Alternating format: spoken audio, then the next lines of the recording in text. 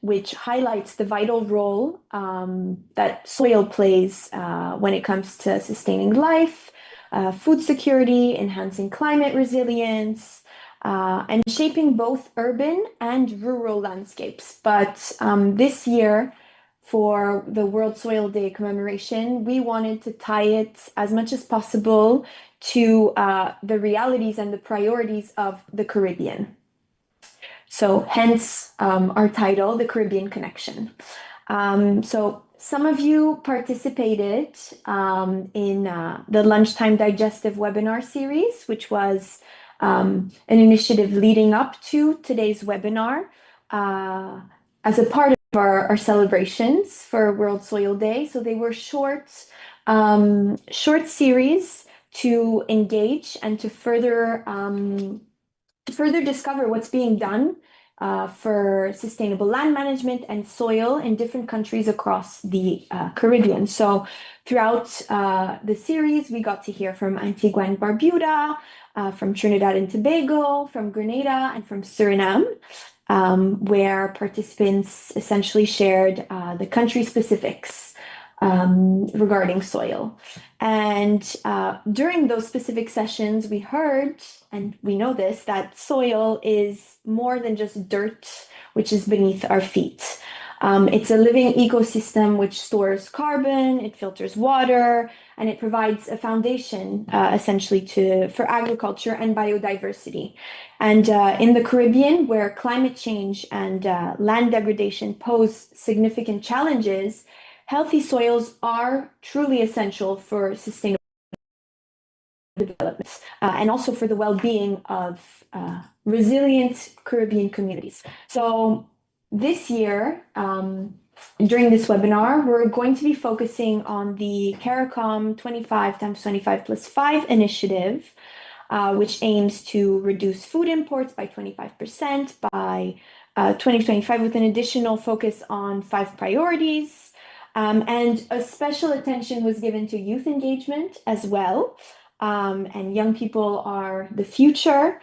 So we wanted to hear their voices, their ideas, innovations to further advance this 25x25+5 agenda. So as a part of this commitment, we created, along with youth organizations from across the region, a video, which is Soil Speaks Caribbean Voices. And the video will be showcased throughout the entire webinar. So before certain panels, you're going to see bits and pieces of this specific activity where youth all came together and shared the importance of soil and how they connect to soil across the region. So today we have several experts, policymakers, youth organizations, and practitioners from across the region who are here to share insights and solutions for managing soils sustainably. So we're going to explore a little bit more in depth all of this through 3 different panels. So I'm going to present to you guys the agenda. I know it's a lot and it can be a bit confusing, but we'll go over it together. So right after this, we're going to share a clip of the video, and we will have Miss Abigail Scarlett-Jones, who has kindly agreed to share a presentation on why soil matters and how the Caribbean connection is linked to the World Soil Day theme. And right after, we'll jump into the first panel, which is the title of the panel is Soil Matters, Caribbean Experts in Conversation, Policy in Action, Advancing Soil Health through the 25x25+5 CARICOM initiative.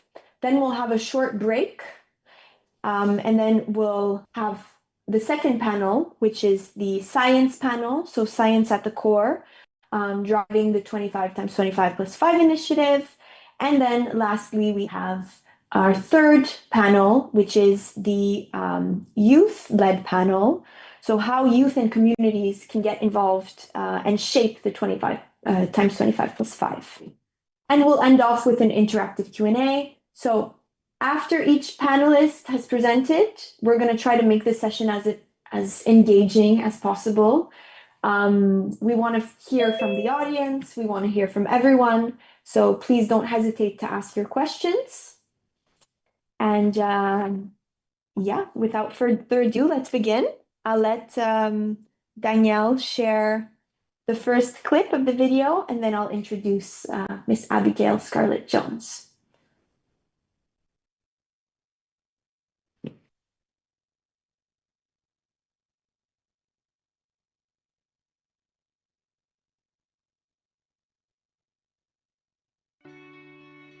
Imagine the earth as a giant, breathing storybook, and soil is the first page.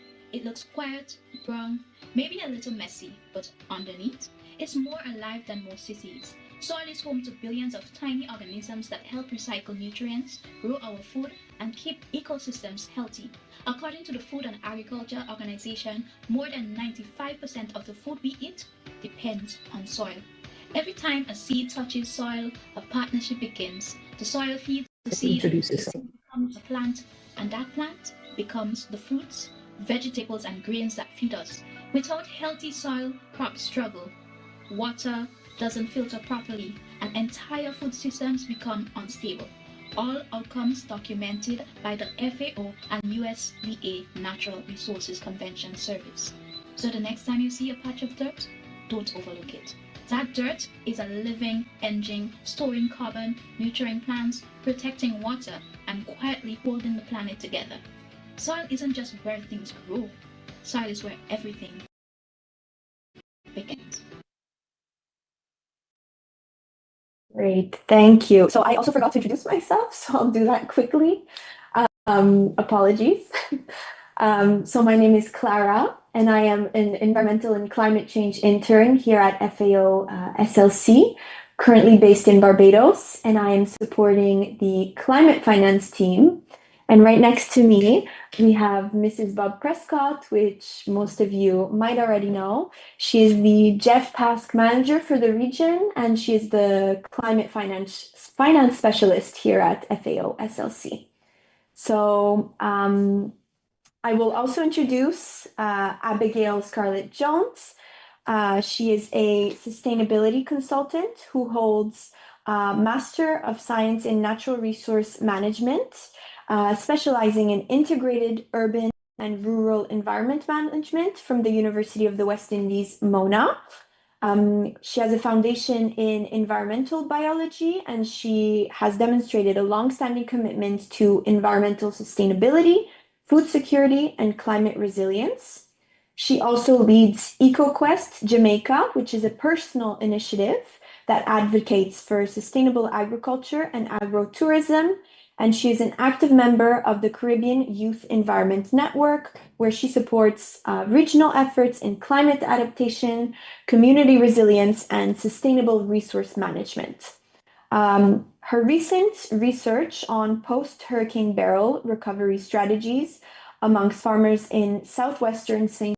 Elizabeth, Jamaica, offers a valuable insight into soil impacts and agricultural vulnerabilities. So the floor is now yours, Abigail. Thank you so much, Clara. And I want to share my screen, so I'll go ahead. I hope I have the opportunity to do that. Okay, great. Are you able to see my screen? Yeah, we can see it. Perfect. Awesome. Okay.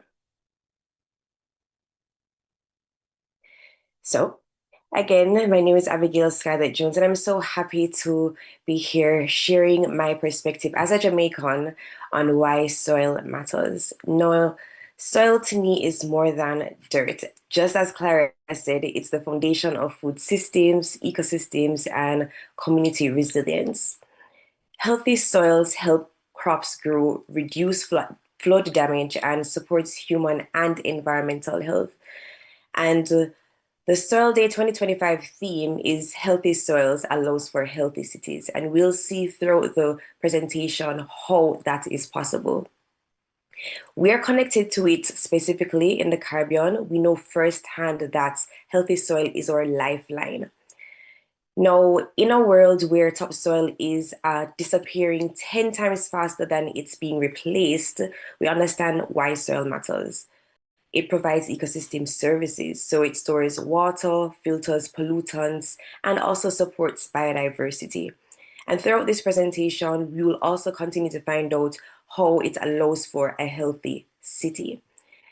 Now, there are different reasons why soil matter, and you'll find that these reasons are universal, and they're similar to the reasons why you find its importance to your home country. For Jamaica, we depend heavily on local farming for both livelihoods and national food security. Soil keeps farms productive, crops alive, and it ensures we can feed communities locally and contribute to the global markets. Without healthy soil, Jamaica's breadbasket regions could fail. And what I mean by breadbasket regions, I mean those rich agricultural regions that feeds the rest of the country. Soil is also known to filter water naturally before it reaches groundwater aquifers. And for construction, it also stabilizes buildings, roads, and bridges. You'll also find that houses on slopes, especially in flood-prone areas, collapse when there's a landslide because the soil is oversaturated after heavy rains. Now, in terms of livelihoods, there are many livelihoods that depend on soil, and that includes farmers, workers, pharmaceutical professionals, and agritourism operators, even fishers, and the list goes on. In terms of climate regulation, soil is a major carbon sink. It stores more carbon than the atmosphere. Soil contributes to climate adaptation and mitigates greenhouse gas emissions. Soil is really the backbone of resilience, economically, socially, and environmentally. We know that Jamaica is a small island development state, which means we are highly vulnerable to extreme weather. Hurricanes are inevitable, and we have our hurricane season between June 1 to November 30th. Now, the map that you're seeing here is a history of hurricane tracks that you'd see either going through Jamaica or alongside Jamaica. And what you're not seeing here are the most recent hurricanes. So we had a hurricane in last year, 2024, Hurricane Beryl, and even the major one this year, Hurricane Melissa. All these hurricanes have been quite devastating to us. And sometimes the impacts of hurricanes or tropical storms are so severe that people barely begin to recover before there's another system that hits, forcing people to start the process all over again. This is a waste of resources and can be traumatic for those who are affected. Now, repeated hurricanes remove years of accumulated organic matter in a site in a single event. And so you can imagine that hurricanes are, when they're back to back, our soils become severely depleted. Soil is the first line of defense. When it fails, recovery and resilience are delayed. And to the right here, you can see all the impacts of hurricanes on soil. Once the soil gets saturated, you have flooding, waterlogging, and once the soil there's sediment runoff, the rivers get clogged, gullies, as well as you have coastal pollution. For erosion and topsoil loss, that causes reduced fertility and slope instability. And the slope instability causes landslides. And then that causes damage to farms, homes, and roads. And sometimes, unfortunately, lives are lost. The soil structure breakdown causes compaction and reduced aeration, which can reduce the crop yields that farmers may get. And foundation instability, as mentioned before, causes delayed construction and road repairs. So we understand that soil is important for construction work. Now, I want to focus on my burial research. In my postgraduate research on post-hurricane burial recovery, I found that while the alluvial limestone soils in southwestern Jamaica, southwestern St. Elizabeth, Jamaica, are excellent at holding moisture and supporting organic matter. These same properties make the area highly vulnerable to flooding when intense rainfall occurs. Beryl caused widespread damage. So here we see some of the statistics that I got from my research. 48% of the farmers reported soil-related losses, including severe topsoil erosion, and that inevitably caused a lower yield in crops. I was able to speak to some of the farmers, and in talking with them, they mentioned that because they were experiencing droughts before Hurricane Beryl, as soon as the heavy rains came, flooding also started instantly. And we want to liken it to our skin. If it is that we have really dry skin, right? No moisture at all, when we put lotion in it, the lotion takes a long time to absorb in our skin. However, when our skin is moisturized, it has a little bit water on it, then the lotion gets easily absorbed instantly. Just like well aerated and moist soils, it holds nutrients and water more effectively. Because the ground was not absorbing the water, that caused a lot of flooding. I also got a chance to speak to the extension officers, and they mentioned that because of Tropical Storm Raphael, which happened a couple months after Hurricane Beryl, that made recovery even more difficult. Farmers had only just begun replanting and restoring their fields when Raphael's heavy rain arrived, and that undid a lot of the work that they had done.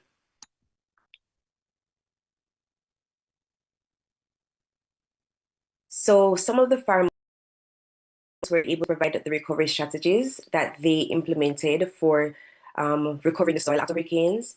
And they did climate resilient farming practices such as mulching, drip irrigation, and crop rotation were the most effective. 87% of the farmers had rated these very effective methods.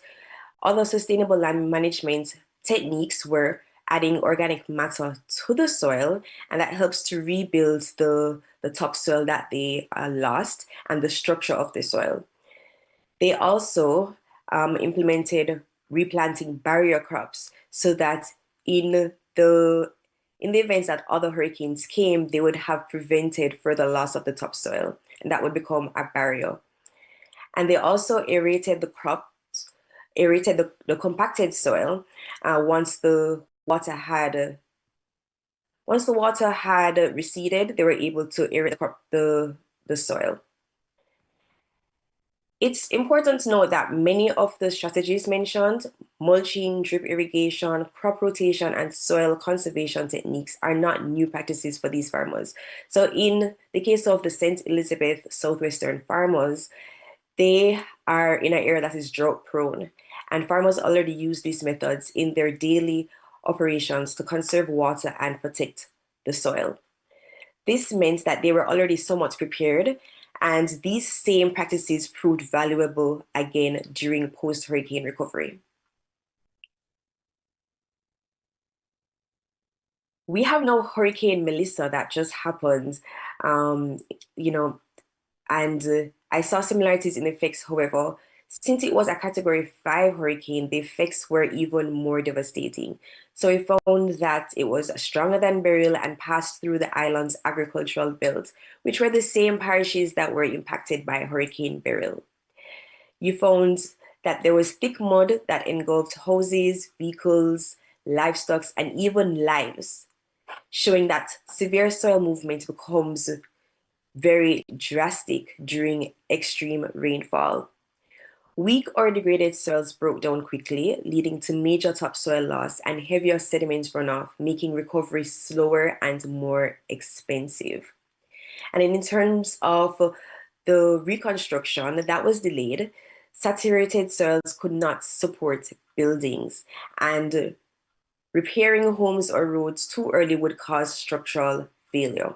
So communities were forced to wait weeks before safe reconstruction could begin. And the persons would have been left homeless, waiting for the water to recede, for the soil to become firm and healthy again, for reconstruction to happen.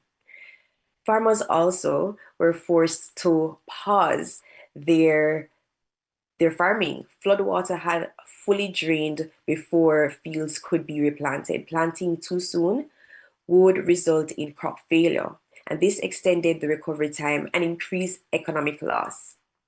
So we know that Hurricane Melissa showed that even small differences in soil health can drastically affect recovery speed and livelihood protection. What has the Jamaican government done since Hurricane Melissa? Well, they've implemented several key interventions to support farmers, primarily through the Rural Agricultural Development Agency. One of the most significant initiatives is the provision of free land preparation services for the next 6 months, which aims to facilitate timely planting and ultimately enhancing crop yields. They've also offered free restocking and replanting of crops, ensuring that farmers can recover from previous losses. They've also implemented and kind of encouraged the farmers to do soil testing. And farmers are encouraged to participate in these programs, allowing them to identify nutrient deficiencies and apply necessary amendments to improve soil productivity. What can we learn from all of this? What can the Caribbean learn from all of this? Well, healthy soils are really the foundation of climate resilience, food security, and sustainable recovery. We know that degraded or saturated soils amplifies flooding, erosion, and reconstruction delays. And so soil conservation and management and climate smart farming strengthens resilience for both individuals and communities. The Caribbean needs to enhance soil information systems. So we need to train more professionals in soil science and promote community engagement in soil conservation efforts. This includes regional cooperation to strengthen soil laboratory networks and implement innovative farming techniques. Protecting soil is a regional climate adaptation strategy, so we should all get on board. Thank you so much, Abigail, for your intervention. If ever anyone has specific questions for Abigail, this is the moment to ask your questions. Do you have any questions, Neela? Not at this time, but thank you for putting a real lens on the situation. And we know of the devastation in Jamaica. And it's good to see that we could amend some of the practices. So we know climate change and the frequency of storms are inevitable, but there are things that we could do at the ground level to make us a little bit more able to bounce back a little faster. So thank you so much. And keep on the good work and keep tuned into the discussion. Thank you. Thank you. So we will continue. Thank you very much, Abigail. Danielle, can you? Thank you. We'll show you guys another little clip and then we'll dive into the policy panel.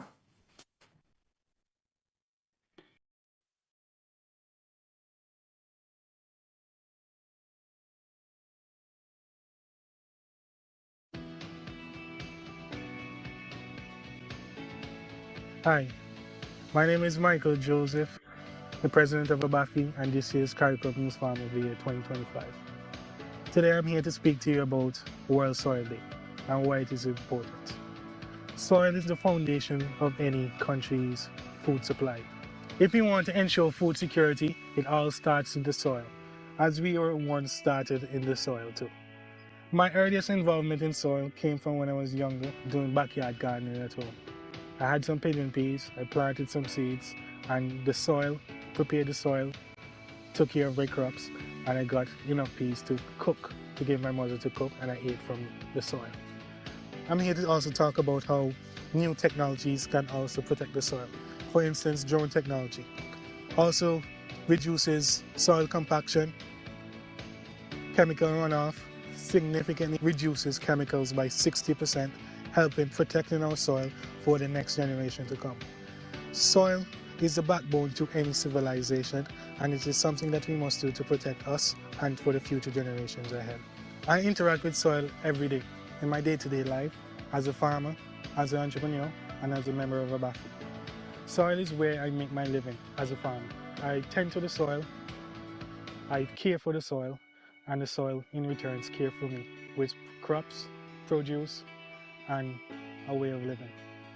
Did you know that it takes over 1,000 years to create 1 centimeter of healthy soil? Knowing this fact today, we must do more as a people to protect what we already have, knowing how fragile the ecosystem is and how hard it is to recreate. We won't know what we have until it's gone. And today we have to do more work than ever to make sure that our future generations can enjoy the soil, work the soil, and to benefit from the same soil that we do today. As a local farmer here in Antigua and Barbuda, the manager of NATO Enterprise and a member of a BAFI right here in Antigua and Barbuda, I am also promoting World Soil Day today. Soil is a state of sovereignty and solitude. We as human beings tend to overlook the fact that we are from the soil itself. And with that, we utilize it in many different ways. Even when you're going back to the grave, it's ashes to ashes, dust to dust. But on a daily basis, we use it to generate our crops. We also use it even when I was a child. My earliest interaction with soil was, going outside, making the little mud man, playing, with the soil, formulating the little toys. And now I'm a farmer. I realize that the soil itself helps to, have like dead animals be buried to disintegrate back into the soil. And even the nutrients of the soil help our crops grow on a day-to-day basis. If we don't care for the soil won't care for us and would not provide for us for the future. So with that, we need everyone to be a participate in caring for the soil, whether it's to ensure that you enrich it, give back to it, because if you keep taking from something and not putting back, it's gonna become, not useful for us. So let's use it and not abuse it. Soil, ashes to ashes, dust to dust, and we grow back to life. As a farmer and a father and an entrepreneur, I would advise the policymakers or the government in general that with the support of farmers and all areas when it comes to agronomy and soil preparation, soil maintenance, irrigation system, everything that could supply our livelihood and food security on our own, I would encourage them to go full support, all hands on deck in giving every single area of assistance they can for the future generation to come.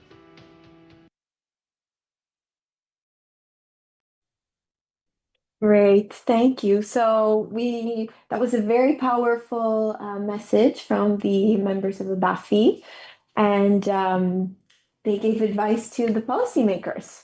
So now we want to hear from our panelists on the policy panel. So we're honored to have a distinguished group of experts who are going to share their insights, and I would like to welcome Lekram Singh from PISLM. So I just want to make sure that he's on and available. Yes, perfect. So Lekram currently serves as the Chief Technical Officer of the Partnership Initiative for Sustainable Land Management, an intergovernmental organization in the Caribbean that supports sustainable land management in small island developing states. When he isn't at work, he volunteers with CYN and is currently an advisor to the Caribbean Youth Environment Network, and he sits on the CYN's Regional Advisory Committee. He is a graduate of the University of Guyana in environmental studies and earned a postgraduate diploma in sustainable development at the University of London. Lakeram enjoys traveling and interacting with different people and cultures and natural landscapes. He lives his daily life according to the quote, do the best you can wherever you are with whatever you have. So, with that, I'll invite Lakeram, and we have a specific question we would like to ask you. So, from your land management perspective, what approaches are currently being used to support soil health in the region, and what are the main challenges that we currently face, and what outcomes do we ultimately want to achieve to advance the 25 times 25 plus 5 agenda? So, over to you, Lakeram. Right, good morning, colleagues. Thank you, Clara. Just give me a thumbs up if you can hear me. Yes, we can. All right, great. Good morning, all. I must send, first of all, apologies on behalf of the Executive Director, Dr. Francis, who was supposed to be here this morning, and I'm taking his place. So he's currently on a mission to Jamaica, and so has no, well, I guess he probably don't have the internet where he is right now. So apologies on his behalf. But nevertheless, I'm happy to be here this morning with you all to speak on World Soil Day. The theme is very fitting, I think. Our cities are increasing in number and in size globally. In the Caribbean SIDS, we don't really, by definition, we don't really have much cities. I think probably Port of Spain and Kingston might be our only ones. Nevertheless, our urban populations are increasing in our cities, and for that to happen, we know, as Miss Jones just indicated, our soils are the foundation for this. Here at PSLM, we're happy to be part of the fabric in the Caribbean region that's helping to promote sustainable soil and land management. We have a number of projects currently ongoing in the region, and of course with the FAO, with our largest projects, which is the soil care project together with the Jeff. And from a policies perspective, and me being a new entry into the whole land and soil management arena in general, I've had the opportunity firsthand to see how projects and how policies can be crafted to promote sustainable soil and land management. And with that being said, PISLM has taken a very integrated approach to seeing this done. We've heard about various methodologies like the ridge to reef, which is a very common one being thrown around. We like to think of it as more of a watershed approach to land and soil management in the Caribbean, because our islands are very mountainous. So we have many large and many small watersheds. And within these watersheds, we have a lot of communities.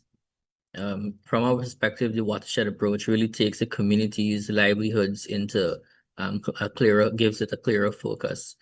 I must say that in terms of policy, and with the assistance of FAO, we have had quite a number of outputs from our project, the Soil Care project, which have actually made their way into policy.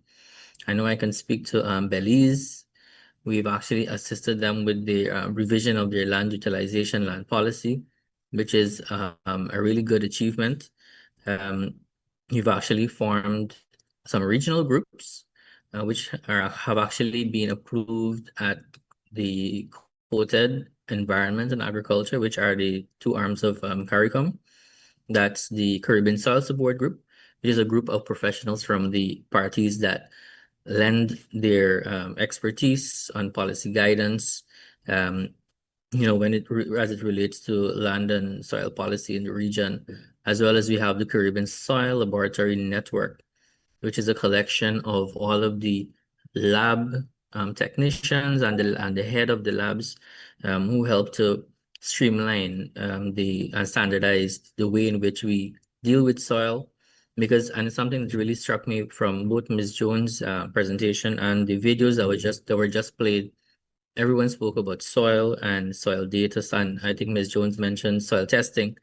That's one of the real milestone achievements of the collaboration between PISLM and FAO, we had national soil surveys in 5 countries in the region so far completed, and we've had updated soil data and presented in digital soil maps. And by the end of this year, we'll have that number going up to 7 with Guyana and Haiti completing their national soil. Sorry, we'll go up to 8. Belize, Guyana, Haiti completing their national soil sampling exercises as well. So, and that there we have overcome a major challenge, which is the data. Without data, the policymakers can't do anything. So by having the national soil sampling done, by having your updated soil maps, you can then craft policy and or proposals rather that you can take to policymakers before, for discussion and passing it into law and etc. We actually just wrapped up a project in Dominica where we presented an advanced draft of the environment bill. And without data, like land use plans or what your land is capable of, then you wouldn't be able to have these policies being holistic, being strong, and being for the people which they are designed to represent and safeguard, and the land to safeguard. So those are some of the things on a policy perspective that we've been able to do at PISLM. And the name of PISLM, the first word is partnership. So we haven't been doing them by ourselves. Through the work with the international partners and more so the people in country, the politicians, the decision makers, the technocrats, the people on the ground, the farmers, even we actually have a very strong relationship with CYN in Dominica. We've actually had quite a bit of activities with CYN in Dominica promoting soil and land management and the whole idea of achieving land degradation neutrality. So that was our main challenge, data for PISLM. And I think we are well on our way to closing that gap of data and ensuring that we have enough data and the platform that we've created to store and make this data accessible is also coming along nicely. Probably by the next soil day, by the end of next year, I'll be probably singing a different tune. I'll have more achievements to highlight. We'll have other databases coming on stream, which won't be locked behind, won't be behind lock and key, but be open to public students, for research and so on, soil data, land degradation, land use data, etc. So I was told 3 minutes. I haven't been watching the time, but just let me know if Your I'm time good. is practically up. So if you want to wrap up quickly, maybe for So in another terms of like the 30 25, seconds. thanks, Clara. In terms of the Thank you. 25 by 25 plus 5 agenda, this sort of data that has been generated through our projects is extremely important because what is the main way to reducing the import is by producing your own food. But you can't just produce it just because you see a soil looking, maybe the color of it looks rich, but that doesn't mean it can maintain whatever crop you want to plant there, especially for islands which are all very mountainous and suffer a lot of erosion. So having this data feeds well into what the 25 by 25 plus 5 agenda would like to achieve. Because if you're going to plant stuff to reduce your food imports, you need to know what to plant where to plant what rather. All right. So yeah, I will say that to wrap up, and I'm open to any questions thereafter. Thanks so much, colleagues. Thank you so much, Lakram. So we'll move on to the next panelist, and then we'll dive into the Q&A section. So we would like to hear now from a more regional perspective. So I'll invite Mr. Sean Bow. I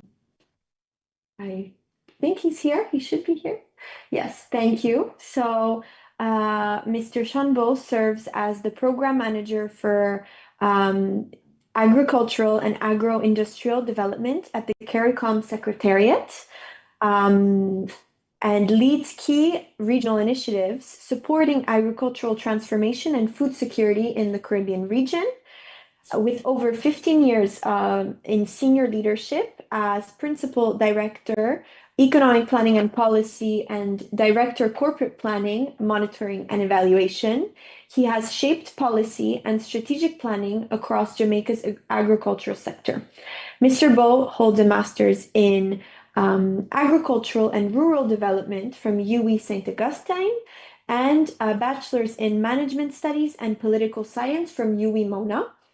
His work is driven by his passion for rural development, agribusiness, youth engagement, and agricultural policy.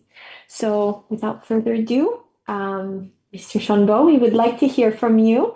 So, at a regional level, how is CARICOM approaching sustainable land and soil management, and what role should CARICOM play in supporting member states to integrate this into policy and implementation to meet the 25 times 25 plus 5 targets? Over to you, Mr. Bowe. Thank you much, and good morning to everyone. I heard you reading that thing. I'm wondering if my twin you're talking about, but I know we're a few days late. No, I'm joking. I'm not serious. I know we're a few days late, but I want to say actually happy World Soils Day to everyone who is on. Again, thank you for inviting me, and thank you for giving the Secretariat the opportunity to talk about its 25 by 25 plus 5 and its relation to soil. Given the time constraints, I'll move a little fast. Firstly, let me say that the new successor program to the 25 by 25, now the 25 plus 5, meaning going on to 2030, recognizes, as it did in the first program, the importance of soil and towards food security and achievement of the targets under the program. I must point out that over 75% of the production that goes on in the region are open field. And open field suggests the use of soil and importance of soil. We have, from a policy point of view, we have realigned our approach in many ways. Firstly, one of the strategic priorities that we've identified under the new program is greater use of intra-regional technical experts and technical coordination programs. Hence the PISLM, the speaker before me, and our reliance on their expertise and the goals and objectives that they have set in place are directly aligned to the 25 by 25. I highlight one having to do with increased technical experts or soil experts in the region. One of the challenges we have is that nobody knows about soils. I mean, you look at it and as you said before, they'll say, oh, the soil look rich, but is it rich? When you deep dive into some of the things, they're either acidic or they're lacking some basic nutrients. So we want to use the expertise that we have within the region to explain and to learn more about soil. There's a program initiative where there's a lot of scholarships being provided, again, under the PISLM, who relates directly to us through the quoted, to have additional personnel being trained in soil and soil science. In addition to that, we have been we have been using cross-cutting measures as it relates to policy development in agriculture and sustainable development and ultimately climate change. And what does this mean? All the policies that we are developing, that we are putting forward to the region, has an environmental, has a sustainable development component to it. Implicit in that has to do with biodiversity, has to do with management of the environment, and has to do how it is that our farmers, our agricultural communities use these assets that the Lord has given to us on earth. And one of the directives that we're putting forward as we bring new eras into production is done in a sustainable way. Without calling member states' name, there's been a large expansion in soy and corn production. And a deliberate approach has been made as it relates to how it is that the soil is tilled, how new lands are brought into production to ensure that biodiversity and is maintained while at the same time improving the nutrients that are being put into the soil. The second part of your question, how do we see the Secretariat playing a role in supporting member states in their soil management and their soil care program? It's enshrined in the Treaty of Chaguaramas, which sets up the CARICOM. And in that, we're obligated to work with member states to develop policies, to develop programs, to develop projects, and also to provide direct implementation support to ensure that this happens. So there are several projects that we are now looking at undertaking in association with our different partners to help member states. And it's been done through a thematic approach, whether it's youth and women in agriculture, or whether it be just general agriculture development, climate smart agriculture. That's an approach that we're taking to ensure that we're able to provide the data, provide the information, provide the technical services, working with our partners as critically needed across the region. Again, remember I said that over 75% of our farmers, they farm in open field. And as the soil the quality of the soil being reduced for several reasons, whether it's saline intrusion, whether it's erosion, and others, as was presented by the first speaker.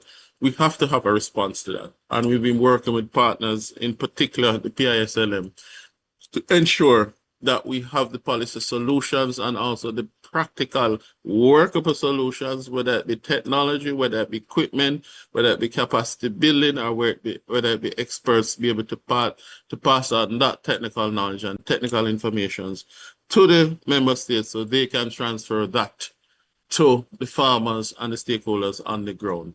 I know I was given 3 minutes, so I'll pause here and I'll leave myself open for questions and answers. Thank you. Thank you very much, Mr. Wolf, for your intervention. We have some questions, but as mentioned, we'll ask them later on during the Q&A. So now I will introduce Mrs. Asha Bob Semple, who is a senior environmental specialist and regional coordinator for Small Island Developing States, the Caribbean, the Pacific, and AIS at the Global Environmental Facility, where she worked for closely 10 years. And she also leads the only SIDS dedicated global integrated program at the GEF, the Blue and Green Islands Integrated Program. Asha has plus 15 years experience in natural resource management and has worked at the NGO, public sector, and multilateral levels, including with UNDP and the World Bank. She also holds a master's in environment and development from the London School of Economics and Political Science, University of London, and postgraduate certificates in sustainable development from the School of Oriental and African Studies, University of London, landscape finance and landscape governance with Wageningen University, apologies for that, and research. So, Mrs. Bob Semple, we would like to hear from you.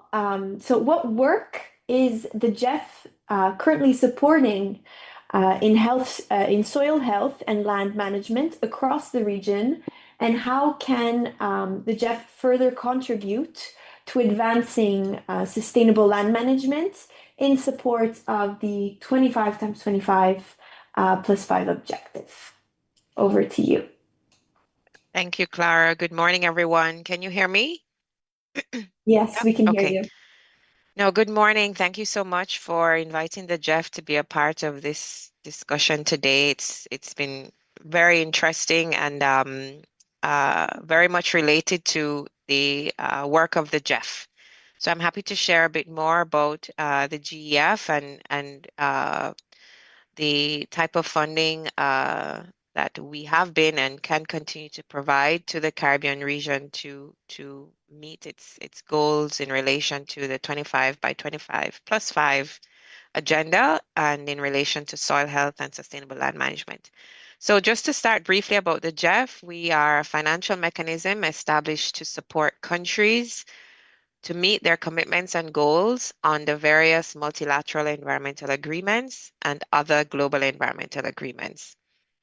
We are a family of funds, so we manage 6 trust funds And across these funds, we have provided upwards of $1 billion US dollars in grants to recipient countries in the Caribbean region alone to address challenges around biodiversity loss, land degradation, climate change, and hazardous pollution, which all touch on soil health. I must thank Abigail for her presentation. It was very interesting, and I would love to have a copy if that's possible. And all the interventions before me, I think this has been a very interesting session. So all of our funding, as we have seen already in our discussion and in Abigail's presentation, there is some a relation or impact on soils and soil health and land. And under our portfolio of work related to land, it's very integrated across a range of thematic areas or focal areas, we like to say. And the interventions we're provided funding for very much align with the CARICOM 25 by 25 plus 5 agenda. We have provided support to recipient countries in the region to do a number of activities or interventions related to improve land management practices in productive landscapes primarily. So that's agricultural land, forest lands, land rehabilitation and restoration, drought management as well. In addition to support in the enabling environment. So we've already started talking about the policy sphere, hearing from CARICOM already and PISLM. We do provide support to countries to engage in policy development or reform that's better incorporates sustainable land management and sustainable soil management. We also provide support for integrated land use planning, as well as capacity building and support for innovative financial mechanisms. One important aspect of our financing as well is our inclusion agenda. So the importance of including the views and perspectives of youth, private sector, civil society, and incorporating perspectives in terms of gender in the identification of challenges and design of solutions. So we encourage countries to do that. The second point I'd like to say is our financing is country demand driven. So it's very good to hear the priorities of the region on this call, and countries with their allocations from the GEF decide themselves how to utilize the funding that we provide to them to respond to the challenges and the priorities that they have in relation to soil health and sustainable land management. So because our work is increasingly integrated, we have been encouraging countries to look at solutions that can respond to multiple challenges and deliver multiple benefits simultaneously. So with each project, program, or investment, how can this each dollar of investment respond to challenges, for instance, around soil health or land management? But at the same time, how can your investment also help your countries with climate change adaptation, resilience, livelihoods, sustainable agriculture, sustainable farming, and so on and so forth? And a very good example we've heard already is soil care. This project is, and I won't go into detail because I think my colleague Hernan will touch on that, but this project has been a flagship project for the GEF and for the SIDS. It's a model and it's a project that we speak about globally. And I think we need to see more of these types of investments coming from the region, which I believe would help with the 25 by 25 plus 5 agenda. I'd just like to also say that GEF funding can catalyze additional funding. So our funding, although relatively small, if you compare it to grant funding from the GCF, for instance, we are meant to pilot solutions that you bring to us. We are meant to lay the groundwork, do the policy work, the training, the capacity building, providing the soil scientists and so on, so that you then can go after larger investments to scale up the solutions that you may have in mind or have in your pipeline, as well as to attract private sector finance. So I'd just like to quickly close by saying we are in the process of negotiating our next replenishment cycle, which is called GEF 9. which will begin in July 2026. And because of our mandate, we not only receive inputs and inform our decisions in terms of our priorities from our donors, but also from our countries who are recipient countries of our funding, but also from the conventions and multilateral environmental agreements that we serve, which again are informed by the perspectives of the countries. So we are here to serve you essentially and respond to the challenges that you have. And I look forward to the further discussions. I do have to apologize in advance. I will have to come off of the call in about 15 minutes, but thank you so much for the opportunity. Thank you so much, Mrs. Lobsenfeld. It was very interesting hearing from a Jeff perspective. And now we would like to hear from an FAO perspective. So I'll invite Mr. Hernan Gonzalez, who is a Senior Natural Resource Officer within FAO's Office of Climate and Biodiversity. Hernan coordinates the execution of the Jeff-funded Global Food Systems Integrated Program, a 280 million, 32 country initiative co-led with IFAD that promotes the transformation of food systems to be more sustainable, nature positive, resilient, pollution reduced, and inclusive. He holds a PhD in agricultural and resource economics from the University of Maryland at College Park. Over to you, Mr. Gonzalez. Oh, wait, no, I need to ask my question. Sorry. From an FAO perspective, what do you believe is the most needed to scale sustainable land management and soil management in the Caribbean? And what are the key areas that where FAO can help accelerate the progress towards the 25 times 25 plus 5? Over to you. Thank you very much, Clara. Can you hear me well? Yes, we can hear you. Okay. In my opinion, to accelerate sustainable land and soil management in the Caribbean, we require action on 3 fronts: data and evidence, capacity, and investment. All of this underpinned by strong policy coherence and regional cooperation. First, in terms of strengthening data and evidence, many Caribbean countries still face gaps in soil information, especially status, degradation hotspots, carbon stocks, and suitability for resilient agriculture. But as we heard from LACAR and our colleagues in PISLM, the countries are already investing on modern soil surveys, digital soil maps, particularly through the soil care program. But if we want to achieve scale, we need to bring together other data: water, climate, agriculture, forestry, and find ways to turn this data into information that help the decision making. Without reliable data, reliable harmonized data, it is difficult to target interventions or evaluate progress towards the 25 by 25 plus 5 goals. Second, scaling will only happen with strong institutional and technical capacity at every level. And this is a call that has been made through this seminar. We need farmers, extension services, land use planners, policymakers to have the tools and skills needed to adopt the practices that are available, such as conservation agriculture, agroforestry, integrated watershed management, and climate-smart land restoration.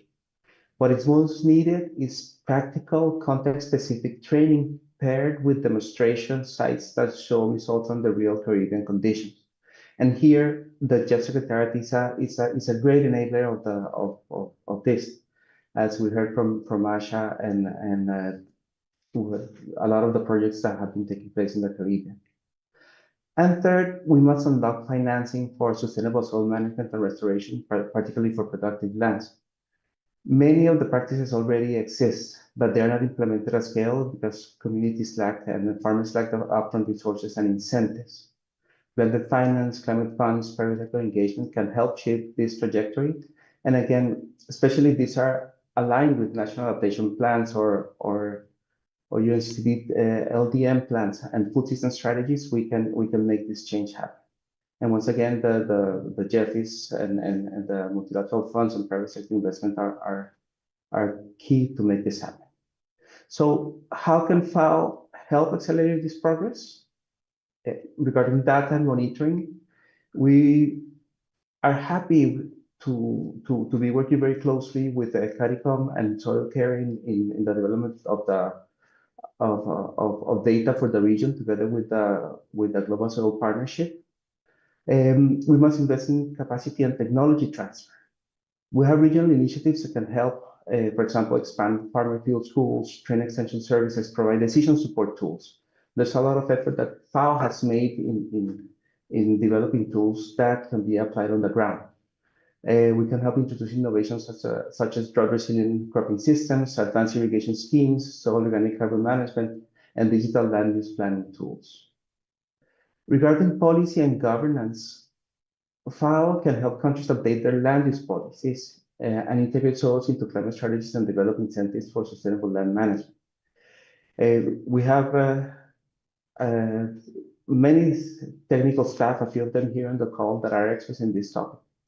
And in particular, if I may, in the food systems, we're working a lot on the issue of policy coherence. This is very important because when you talk to policymakers, we must make sure that the trade-offs that we face as we bring environmental issues into the problems we want to solve, we need to make sure that we still grow, that we still have access to nutritious food, but at the same time we maintain our natural capital. And finally, resource mobilization.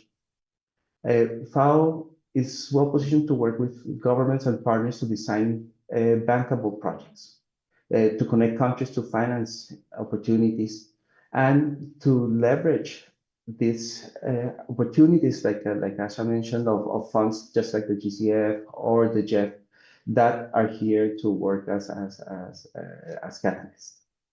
In short, Caribbean has the knowledge, has the commitment, and what is needed now is to scale good practices through better data, stronger institutions, and sustained investment. We're ready to work with you on this, and thank you very much. Thank you so much, Hernan, for your intervention. I think, Mila, you have some questions to ask. Thank you all, and thank you, panelists, for the wealth of information that you presented. So I'll shoot my first question at my sister who has my name, that's Asha. So we are hearing through the grapevine that there's going to be a greater emphasis on integrated programs in JEF 9.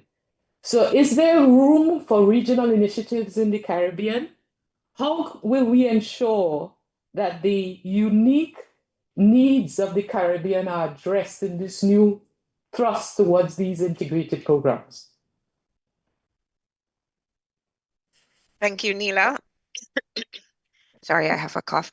So a few points. One, we will have integrated programs, global integrated programs again in JEF 9. That does not take away from the country-specific allocation of funding for all the recipient countries of the JEF. So each Caribbean country will still have their dedicated country allocation, which they can utilize as they see fit to respond to their own priorities. The global integrated programs are not mandatory. Countries decide if they wish to join a program or not. They can still program their own country allocated funding. Second point, within the proposed integrated programs, we again will have one program for the SIDS only, which I will be leading. So we'll have another phase of the Blue and Green Islands integrated program. And again, it's only open to the SIDS, and countries can decide to join if they wish and can help to, sorry, with inputs from or focal points within each of the countries can help to shape what that program looks like on the ground, right? Right now we have a strategy, and sorry, I'm getting into the process, but within the replenishment process, each country grouping has a seat at the table to inform the design of these programs. And the SIDS have a seat at the table. The representative is actually from Jamaica. So she's very much involved in the discussions of shaping our priorities for the next replenishment phase so that the voice of the SIDS is heard. So that's very important. And then when we get to the rollout of the programs, again, the countries decide at their own country level what their projects should look like, but they can also help to inform the process of the designing the overall program document. Third point, this also does not prevent regional programming.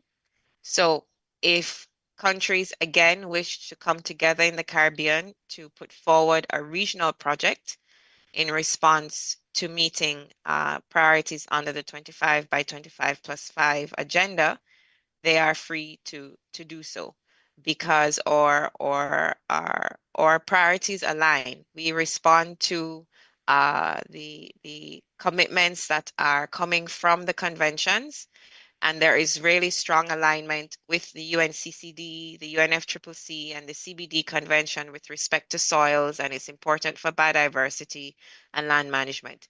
So I we just need to receive the submissions from the countries, and the funding will be there as much as we can. Okay. Thank you. Thank you very much, Asha. Thank you very much for that answer. So we need to ensure that the Caribbean voice is heard. We are special people and we have special circumstances, and there are pathways to ensure that our concerns are incorporated. So that brings me to another set of questions, possibly for Lekram and Sean. I heard Sean speak about the issues of soil and soil management being infused into policies and to programs that are being driven by CARICOM. Do you think that is sufficient? I was just at a meeting on the targets under the Biodiversity Convention, and I was made aware again that there is a policy for natural resource management in the region. Do you see us going towards a policy for soil management in the region, or is it still sufficient to have it mainstreamed in the present policies? That's the first question for Sean. And the question for Sean and Lekram, given that soil is not an attractive thing to be talking about normally, how do we make soil and soil management issues more salient to the politicians, or is it important enough in their eyes? What do you think we could do to highlight it a bit more in the regional discussion? Sean and Lekram, questions are yours. All right, I think I'll take on the policy part first. What I'll say, whether or not it's sufficient, I think it's a start. It's a start on the road to recovery. In many ways, because as you rightfully said, a lot of people don't see soil as being something that's a major topic or sexy, as the word everybody uses now. But it's a start. It's a similar approach that we're taking to other subject areas, and we want to start. When we started, we create the awareness. We have the programs that builds the capacity and brings the information to people. Then it will take us to where we want to go as to whether or not member states want to decide if we would require policy. We agree that there's a lot of work to be done. There's a lot of information out there that needs to be collated and shared. There's a lot of information that needs to go to the stakeholders. But for us, it's the start in getting to the road that we're really looking to get at. We've really been behind the 8 ball for some time, and we've started with a very concentrated and deliberate effort to get the ball rolling, to get the information out. And as we build from there, the long-term goal is to see how we can move to that overall soil policy. Lekram, I move to you. Thank you. Lekram? All right, thanks, Mr. Bott. Thanks, Ms. Bob Prasad, for the questions. I think, yes, I don't agree that we need, well, not agree. I wouldn't promote having just a standalone soil policy. Reason being, it's so integral in so many of the other policies you already have and we're already using to access funding, to get work done. It just needs to be a repackaging, I believe. And I said this at the UNCCD SIDS forum that we had last Saturday before the CRIC 23 in Panama. The land degradation neutrality methodology. It's such an essential tool for marrying the three conventions and achieving our goals. And when you speak about soil management, there needs to be a repackaging, a remarketing of what this management of this resource actually means. For you mentioned the politicians. I hope there are no politicians in the meeting today, but essentially, when you think about soil and land use, you're thinking about the money. Where is my return? How big is my return, on this investment? And for the Caribbean islands, one of our major land uses is towards tourism, whether it's be ecotourism, agrotourism, even, the beaches and so on. All of that is related to soil. Although we may not make that direct linkage between what we do on the coast with the white sand and compared to the dark earth in the valleys and mountains where we do agriculture. The soil is not only agriculture we should be thinking about, it's every other economic activity that uses this land as a foundation. I think we are doing a good job about changing the narrative, getting the perspective of the farmers and the youths and making that emotional connection, first of all, between the land users and the land. Because it's that emotional connection on election day that influences where you put your mark, right? And that should in part effect some change in the policies that we want, for our land, as our islands are small spaces. I was in Dominica recently. We had one rainfall event and all of the rivers and streams turned brown. We can plant as much as we want on the hillsides. It still doesn't prevent the erosion from happening. That soil goes away, as I think, and I keep coming back to Ms. Jones' presentation because she copied it pretty well. We're losing 10 times as much as it has been replaced, and the policies could do one thing, away from the attachment that people have to the land and how much your community efforts or your localized efforts can actually contribute in absence of the policies. So we're doing a good job. Keep it up. And I think together as regional and international partners, we can do much more. Thank you. Thank you. So as we wind down, I don't know if we have any questions from the audience that we have online. Does anybody have any questions? For any of the panelists? Any of the panelists on anything that was presented? Heard, yeah. Now is the moment. Okay, so we could have a question to end off, and I think Asha named it the silver bullet question. So we have the silver bullet question. If you had all the money in the world that you could give to the Caribbean, given all that has been presented thus far, where would you invest this money? Asha, you first, and then over to Ernan. Nila. Okay. I don't know if this is a silver bullet answer, but I do see the importance of a few things. One, I think it's very important for us to put nature, including soils, ecosystems, and so on, at the center of the decisions that we're making on sustainable development. And how to do that, and this is something we're pushing, so I guess I will speak about my program. We're pushing through our program the importance of placing a value on nature and ecosystems and their importance to our economies. All of our economies in the region, and I say "or" because I'm from Jamaica, depend on ecosystems, agriculture, healthy ecosystems, agriculture, tourism, what we do in our urban space. Our economies depend on it, on the ecosystems, and when they're not healthy, we are impacted in a negative way. We see that with the impacts of Hurricane Melissa.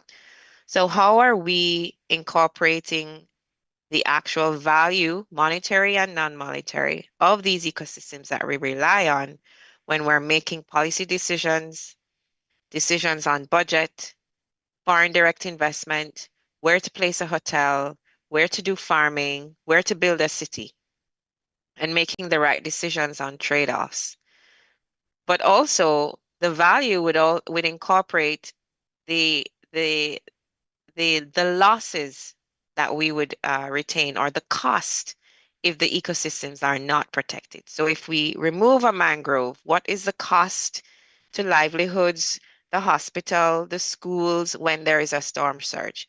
So I think the valuing the ecosystems that we rely on and that are so interconnected with our lives in islands is very important, and incorporating that information into decisions, and then ensuring that the right people are at the table in these discussions. We are all already converted, but we need the ministers of finance in this webinar.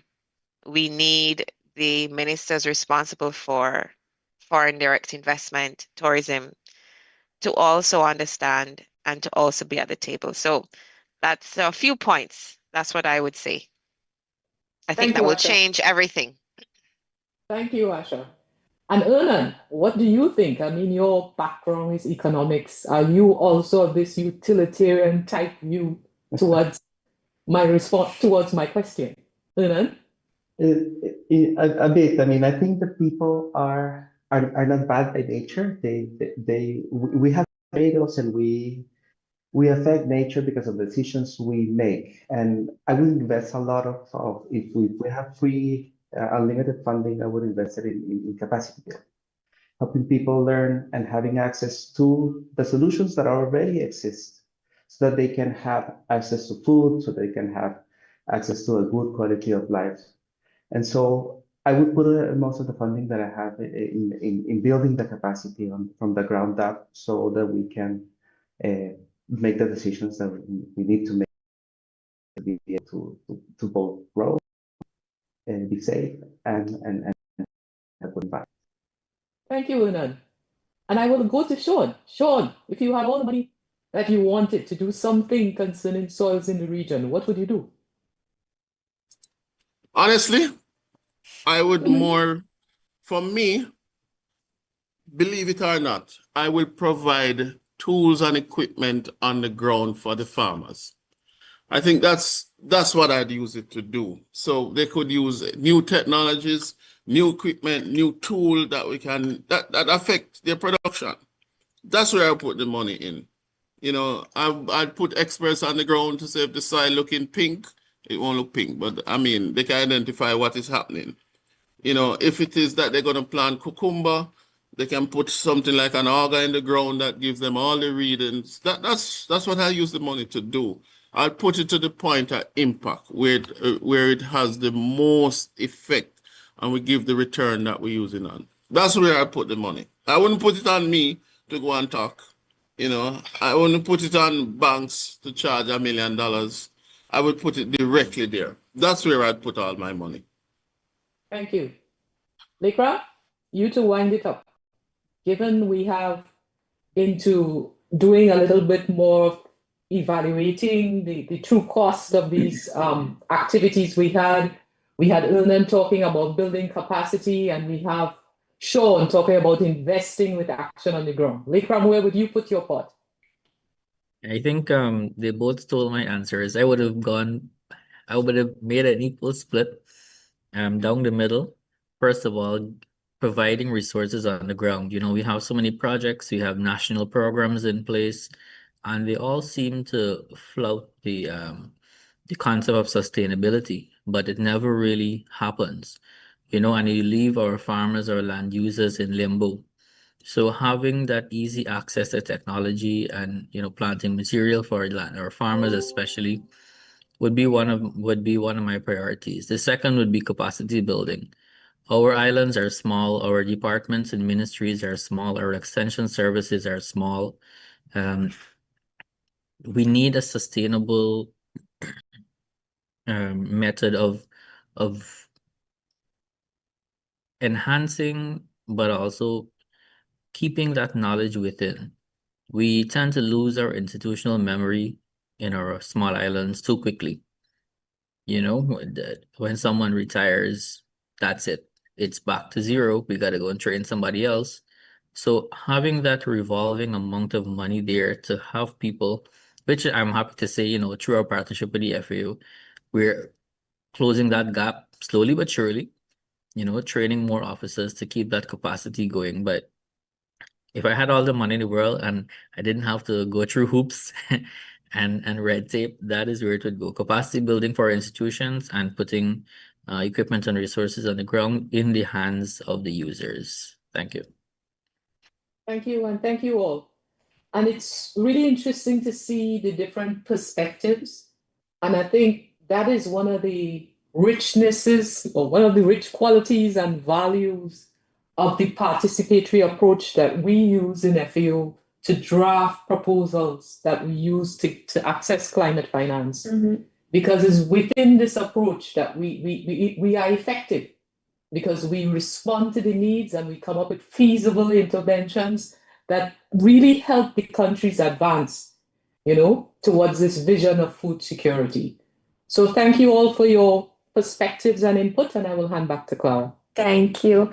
So I just before wrapping up this policy panel, I noticed two questions in the chat, which are directed to Mr. Bo. So to the CARICOM representative, where are we now in achieving the 25 times 25 plus 5 goal in the region? And for those in the audience that may not be aware, can the core of this initiative be briefly explained? Over to you, Mr. Bo. All right. What I'll do, I'll put my email in the chat so I could share an existing document that we have that could give a little bit more, because I know we're a little bit strapped for time. If you give a preacher a mic where there are whole heap of souls to be saved, then I will talk a long time. So I've put my email in the chat for Rachel. So Rachel, if you could just reach out to me, we could have a one-on-one, or other persons who want to know, I could share information to you. So I've put it in the chat. Okay, perfect. Thank you. Thank you so much. And thank you, Rachel, for your question. So yes. Yes, thank you all. So I think now we'll take a short break. Thank you to each and every one of you and each panelist for your interventions. They're very insightful, and hearing from different perspectives and agency perspective, Jeff perspective, a regional perspective, PISLM perspective is all very interesting, and I think it's getting things flowing for the next panel, which will be after this break. We'll take maybe like a 20-minute break. So at what? 10-minute break. 10. Let's do 10. So at around 11:45, let's say, we'll be back here for our second panel, which is on science. So thank you all so much for this first part of this webinar. And yeah, thank you. See you in 10 minutes.